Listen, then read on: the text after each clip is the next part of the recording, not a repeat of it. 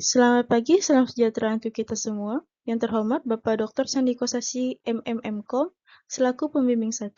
Yang terhormat Ibu Idewa Ayu Eka Yuliani, Eskom Mkom, selaku pembimbing 2. Yang terhormat Ibu Triwidayanti, STMkom, selaku penguji 1. Yang terhormat Bapak Hendra Kurniawan, Eskom Mkom, selaku penguji 2. Saya Putri Govani dengan NIM 2211103820 dari jurusan Sistem Informasi dengan peminatan Bisnis Teknologi. Saya di sini akan mempresentasikan judul skripsi saya yang berjudul Perancangan Bisnis to Consumer pada UMKM Asia ID Pontianak.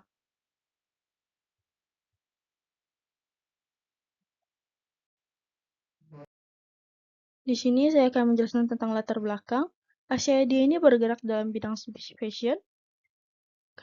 Kendala yang terjadi pada Asia ID ini adalah konsumen terlambat menerima respon dari admin. Sehingga konsumen harus menunggu terlebih dahulu jawaban dari admin apakah produk itu tersedia atau tidak, stoknya ada atau tidak, warna dan ukuran, serta lainnya. Dan itu harus menunggu respon dari adminnya. Sehingga keterlambatan respon sering terjadi. Lalu stok yang tidak real time, serta pencatatan dari admin juga tidak lengkap. Bukan tidak lengkap, lebih ke ada yang salah, rawan typo, seperti itu. Lalu sistem B2C ini dirancang untuk mengoptimasi proses pemesanan dan pembayaran yang masih dilakukan melalui media sosial, melalui Instagram, DM Instagram, walaupun chat WA. Jadi konsumen harus mengirimkan bukti transfer terlebih dahulu melalui WA ataupun IG kepada admin sehingga baru diproses oleh adminnya. Lalu penelitian terdahulu ini saya menggunakan penelitian dari Frankie DKK 2023, Alda 2022, dan Romawati dan Cakaria 2023. Perbedaan dari penelitian ini, penelitian saya ini hanya fokus pada studi kasus Asia ID Pontianak. Lalu ada penambahan personalisasi dan layanan penjual. Nah, dalam permasalahan penelitian saya ini, bagaimana menghasilkan rencana bisnis to consumer pada UMKM Asia ID Pontianak yang mampu mengatasi kendala yang saya jelaskan tadi. Nah, batasan masalah penelitian ini hanya fokus pada desain dan perancangan sistem bisnis to consumer, sehingga tidak membahas mendalam mengenai bagaimana produk akan sampai ke konsumen. Lalu bagaimana keamanannya, tidak membahas mendalam mengenai kedua hal itu. Lalu dalam ruang lingkup, sistem bisnis to consumer ini dirancang melibatkan 3 pengguna. Yang pertama itu admin. Admin di sini bertugas mengelola data produk, data pesanan, data pengunjung, serta proses transaksi. Lalu konsumen dapat melakukan transaksi, melihat katalog, menambahkan keranjang, wishlist, dan melakukan pemesanan. Sedangkan pengunjung hanya dapat melihat dan mencari produk. Nah, saya merancang bisnis to consumer ini menggunakan metode RAD dengan 4 tahapan, yaitu perancangan kebutuhan, desain pengguna, konstruksi, dan implementasi.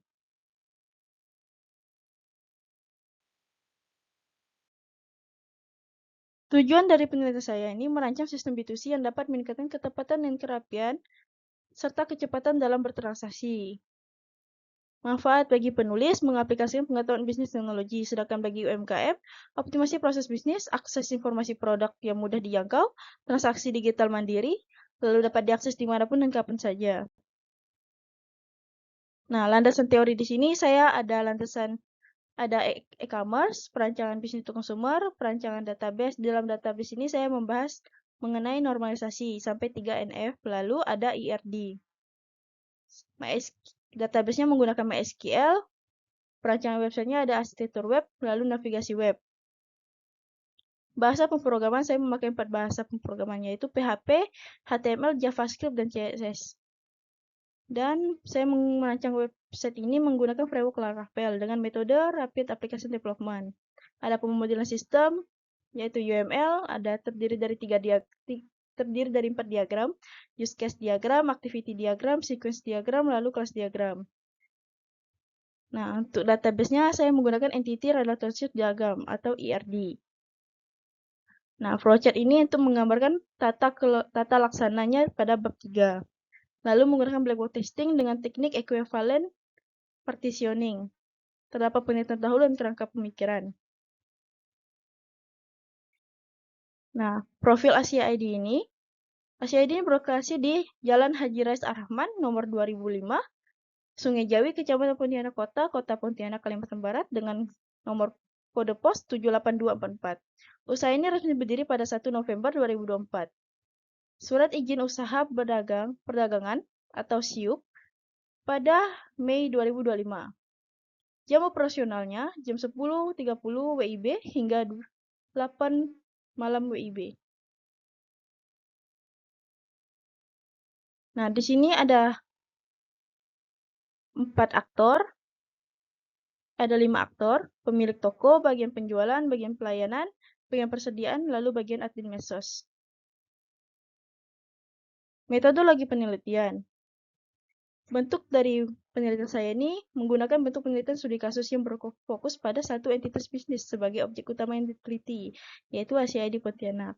Lalu metode penelitiannya saya menggunakan desain Science Research atau DSR dari buku Brocky DKK 2020. Di situ ada 6 tahapan.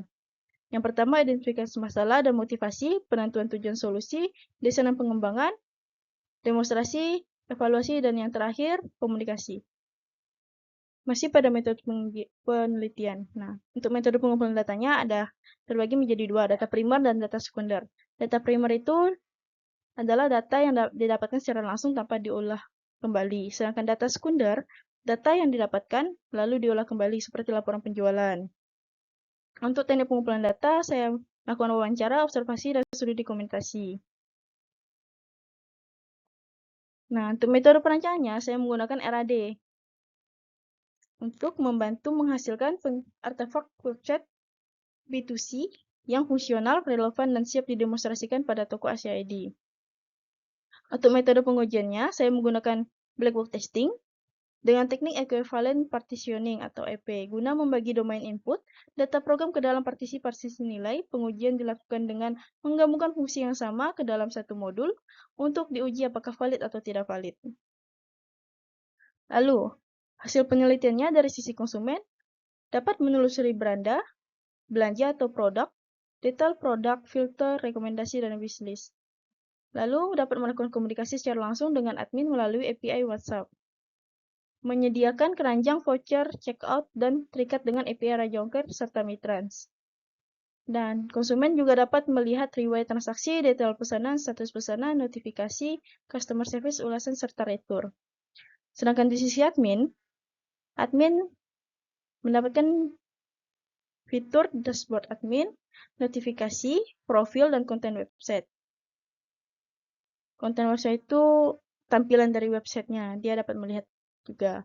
Lalu, mengelola manajemen produk, stok kategori, dan banner, mengelola transaksi dan proses pengiriman, mengelola pengembalian voucher, ulasan pengguna, dan laporan penjualan. Nah, hasil penelitian ini, arsitektur web, yang terdiri dari konsumen dan admin. Nah, konsumen dan admin sama-sama mengakses web, lalu ke dalam tampilan dashboardnya masing-masing. Yang konsumen ke beranda, sedangkan admin ke dashboard admin. Lalu, ada terikat dengan API Rajongkir serta API Mistrans untuk ongkos kirim dan pembayaran, snap pembayarannya. Sedangkan database menggunakan MySQL.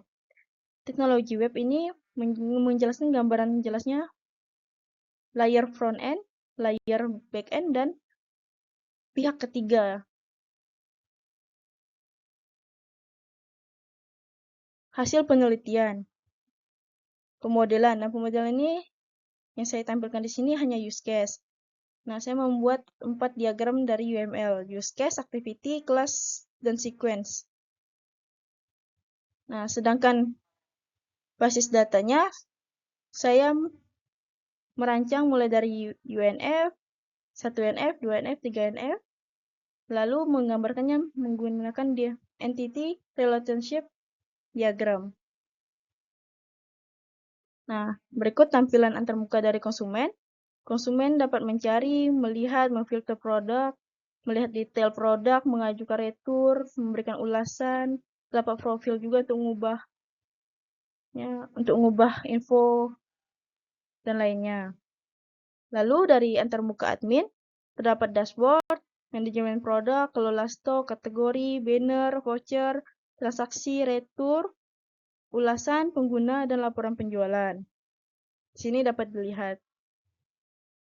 Lalu, hasil penelitian untuk personalisasinya, saya ada 2, yaitu rekomendasi produk di website Asia terdapat 3 macam, yang meliputi jika konsumen tidak memilih baru masuk, dia akan menampilkan rekomendasi produk terfavorit atau terlaris.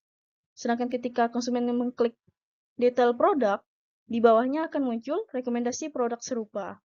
Sedangkan di bagian belanja, itu terdapat rekomendasi produk sesuai wishlist. Jika konsumen menyimpan produk ke dalam wishlist. Jika tidak, tetap yang ditampilkan adalah rekomendasi produk terfavorit atau terlaris. Lalu, yang kedua, data riwayat transaksi yang tercatat secara otomatis setiap kali konsumen melakukan pembelian. Jadi, konsumen di sini dapat mengakses kembali riwayat transaksinya. Mereka dapat melihat mereka membeli apa, produknya apa, harganya berapa, lalu memantau produknya sudah sampai mana, apakah sudah dikirim, apakah sedang diproses. Lalu, sedangkan layanan pernah jual, saya juga memberikan 2 fitur layanan pernah jual. Yang pertama, pemberian ulasan. Pemberian ulasan ini hanya dapat diakses atau diberikan oleh konsumen yang transaksinya telah mencapai status selesai atau barang sudah diterima. Sehingga jika barang belum diterima, konsumen tidak dapat memberikan ulasan. Dan saya juga membatasi pemberian ulasan itu satu pembelian 1 kali ulasan, sehingga mengurangi terjadinya spam. Lalu yang kedua, terdapat fitur retur. Nah, fitur retur ini terdapat 2 sisi. Sisi pertama itu konsumen mengajukan retur secara langsung. Jadi, kami juga menyediakan fitur untuk ajukan retur untuk konsumen jika ingin langsung mengajukan. Tapi, dari pihak bisnis juga dapat menghubungi konsumen melalui nomor handphone atau nomor email pengguna yang tersimpan pada kelola pengguna di admin untuk menanyakan apakah konsumen ini mendapat keluhan terhadap produk atau apa, sehingga konsumen dan pemilik bisnis juga sama-sama dapat memperbaiki. Lalu, untuk pengujiannya menggunakan metode black box seperti yang saya jelaskan pada awal tadi dengan teknik equivalent partitioning yang dilakukan dengan membagi fungsi ke beberapa model yang sama. Tujuannya memastikan setiap modul pengujian website B2C berfungsi sesuai kebutuhan fungsional melalui pengujian valid atau tidak valid.